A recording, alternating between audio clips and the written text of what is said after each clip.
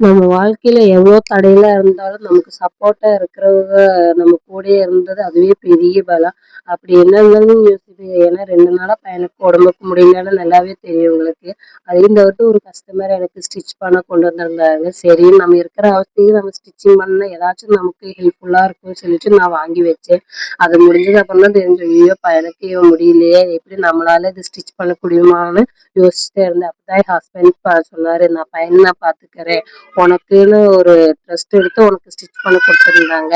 அது நீ தான் நல்லபடியா முடிச்சு குடுக்கணும்னு சொல்லிட்டு எனக்கு தைரியம் வரச்சோன்னே, சரின்னு சொல்லிட்டு அவரு பையன பார்த்துக்கிட்டாரு. நான் மேற்கொண்டு அத ஸ்டிச் பண்ண, கட் பண்ண எல்லாமே ஆரம்பிச்சேன். ஏன்னா என் ஹஸ்பண்ட் இல்லன்னா என்னால இது ஸ்டிச் பண்ணவே முடியாது.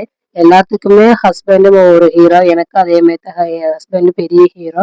ஏன்னா என் நல்லது, கெட்டது எல்லாமே அவருக்கு ரொம்பவே பண்ணேன். ஏன்னா நான் எது பண்ணாலும் எனக்கு நல்லா உற்சாகமா என்ன தோள் தட்டி குடுக்கறது என் ஹஸ்பண்ட். ஏன்னா சில பேரு இது பண்ணாத, இது உனக்கு வராதுன்ட்டு அவள தாழ்த்தி தான் சொல்லியிருப்பாங்க. என் ஹஸ்பண்ட் நான் எத பண்ணாலும் நீ பண்ணு, உனக்கு தெரிஞ்சது நீ பண்ணு சொல்லி எனக்கு தோள் தட்டி குடுத்துட்டே இருப்பாரு.